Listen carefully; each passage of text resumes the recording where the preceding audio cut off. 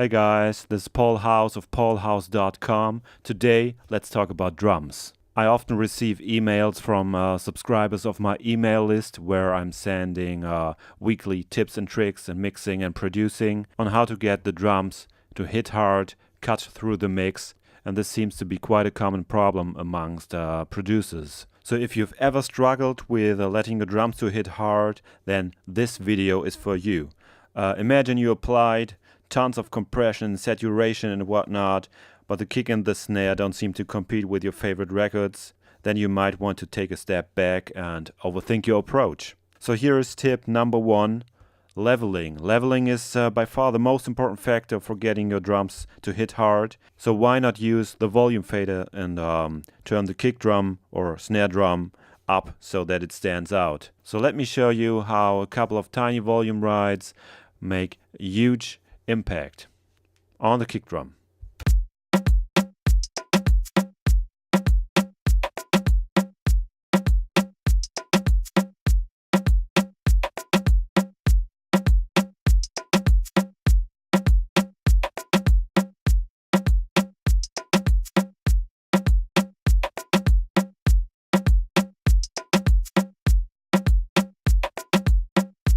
So I just moved the volume fader a tiny bit, just 1.5 dB, but it makes a huge difference. So take your time and level out your drums. Number 2, a common problem that I see, especially with up-and-coming producers, that they tend to overcompress drums.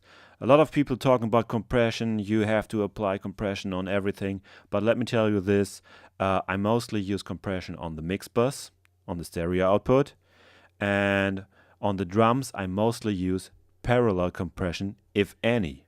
Let me show you real quickly what I mean by parallel compression. So we have our kick drum here, and we are going to apply a compressor. And this compressor here, let's switch to Studio VCA, has a mix knob. And let's hear what it does when I leave the mix knob alone. Okay, we have fastest attacks, slowest release.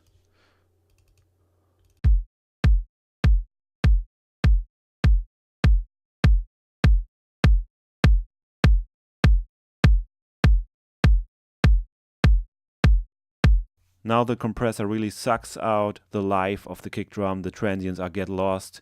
So let's turn the mix knob down and let some original transients through.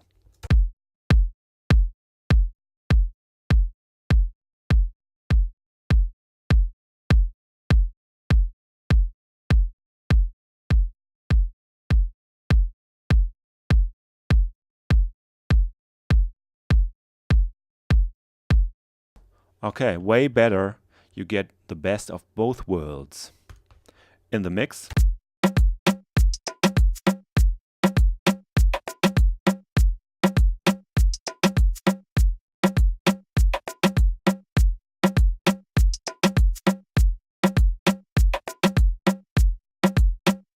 Okay, so it stands out a little bit more, right? And this also holds true for other drum elements such as the snare drum. So don't overcompress your drums.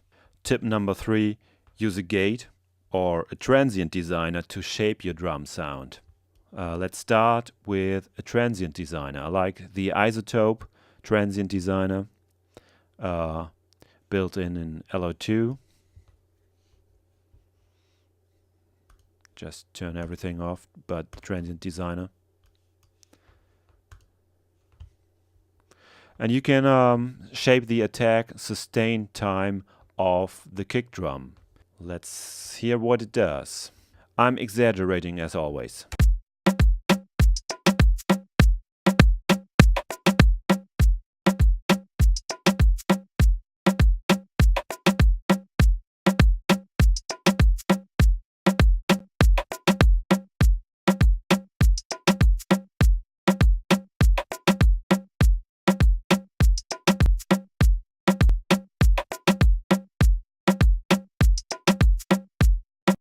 So give it a try. You can really shape your drums with a Transient Designer.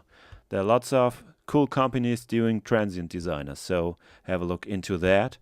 So next up I will try to use a gate, and I like this one here by Waves. It's not really meant to be a gate for drums or anything, but for vocals, but I really like this one for drums. So let's hear what it does. Let's solo it.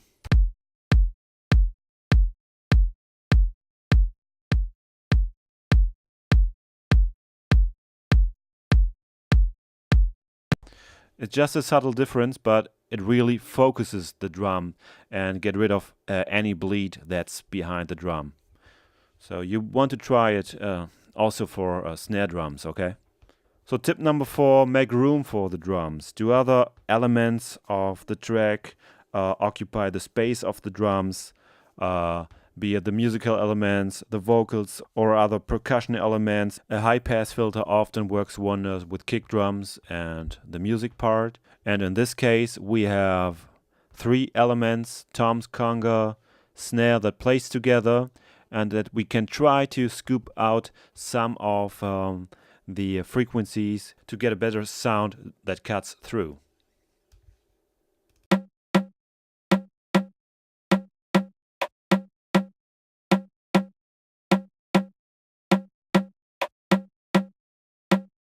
So here we have the frequencies for the toms. This is the conga. And this one is the snare drum.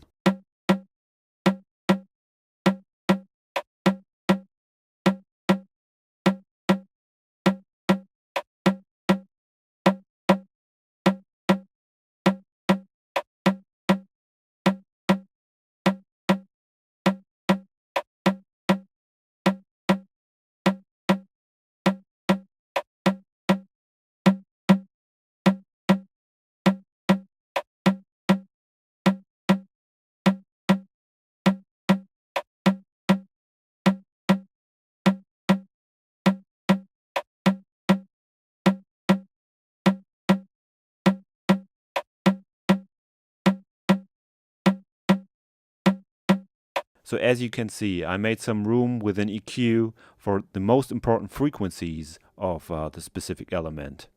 So when I'm going to mute this now and unmute it, you will hear a slight difference that the drums might even cut more through the mix.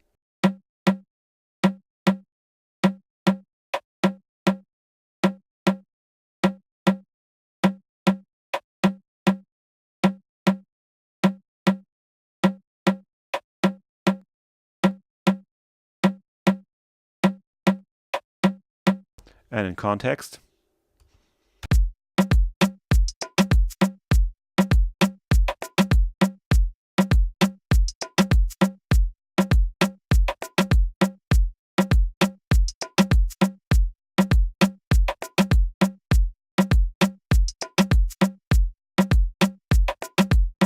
Okay, it's not that huge of a difference right here, but apply this concept to vocals, to musical elements, where you might find that the resonant peak, which is the most important frequency peak of the element, clashes with the frequency of the other element. These are 4 tips that might help you to get your drums to hit hard, cut through the mix. And if you haven't already, please sign up for my email list on paulhauss.com to get your weekly tips on mixing and producing.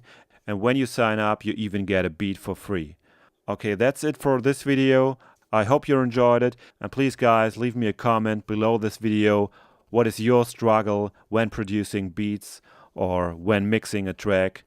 I'd like to hear from you. Until next time, bye bye.